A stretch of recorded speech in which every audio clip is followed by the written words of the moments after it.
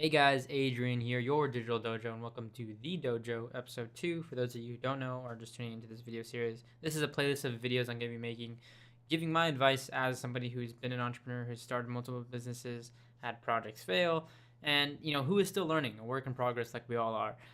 Giving my advice out there to aspiring entrepreneurs, so those of you who want to take the route, or just people in general who are already managing multiple businesses or whatever it may be, just to kind of pass along some of the stuff I learned and or am learning. Anyways, that being said, I know I've been gone for quite a while, and I always say I'm coming back and pushing out more content. I've been in this creative block. I've been uh, time constrained in the sense that there's a lot of stuff going on.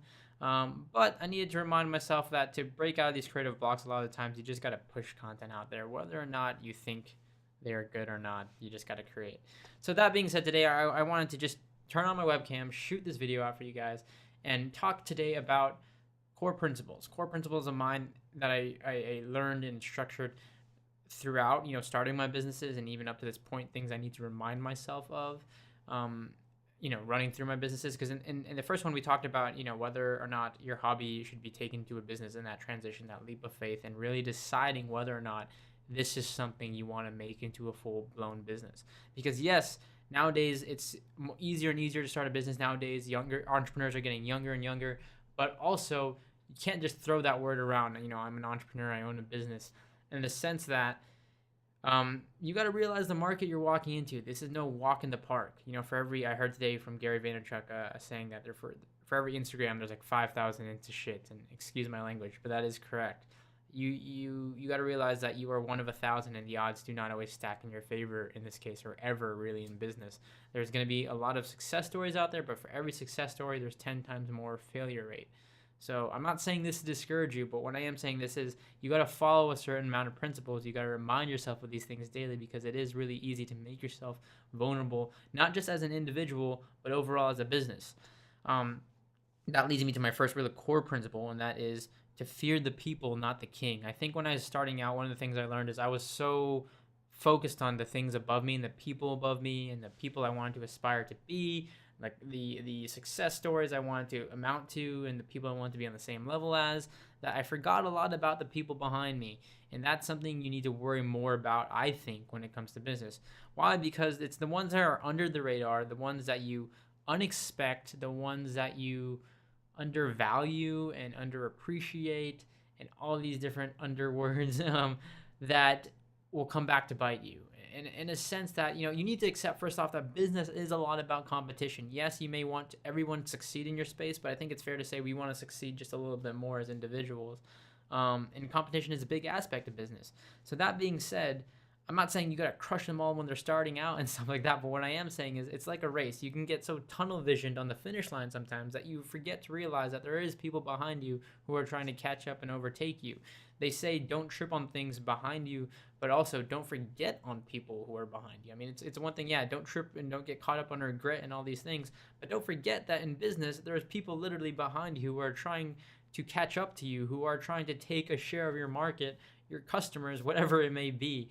So that is something you always need to remember. You can get so focused on the people at the top, and here's the thing: the people at the top are where they're at. They may fall, in due time and stuff like that. But it's much harder. It's one thing to get to the top. It's much harder to stay there. So they're busy defending that and all of that. And once you get to the top, you'll realize that too. That there are people you're exposed. A lot of people are going to be coming, up for your whatever it may be, out of jealousy and all those different things.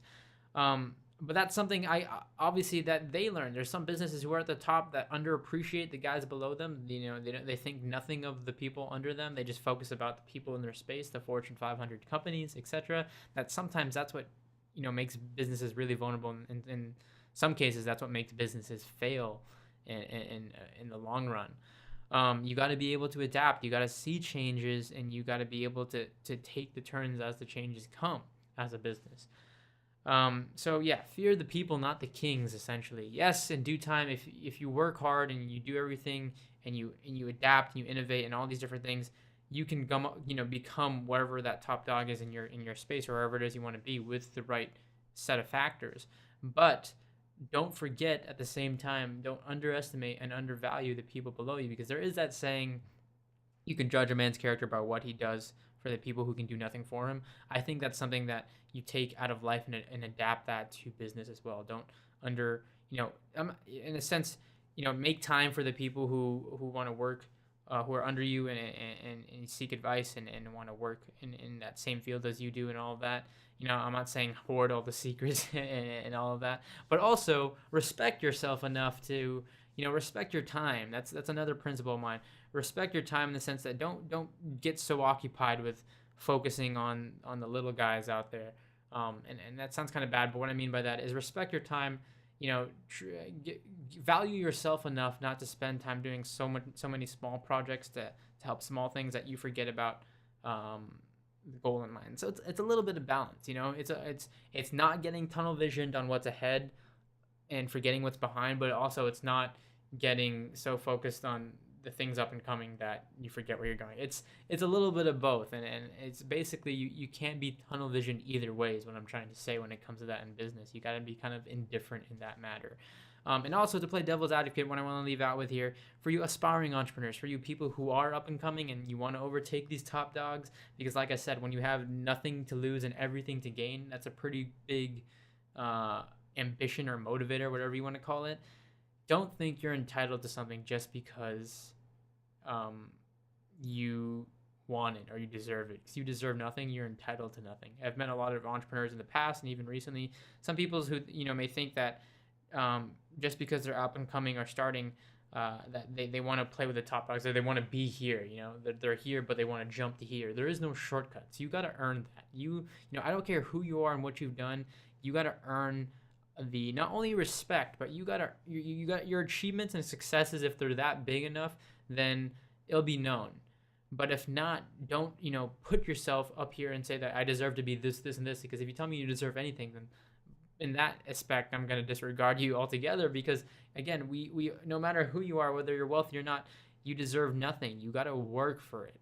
You got to work not harder but smarter to get to wherever it is you want to be in life and in business.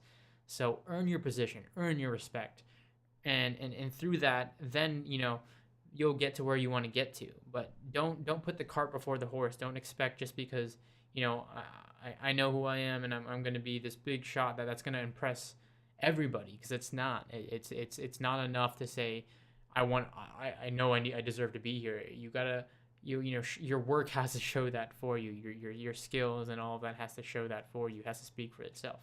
So I think those are just kind of the core principles I wanted to run through, and hopefully it helps some people, maybe changing the way they think and approach business and all of that.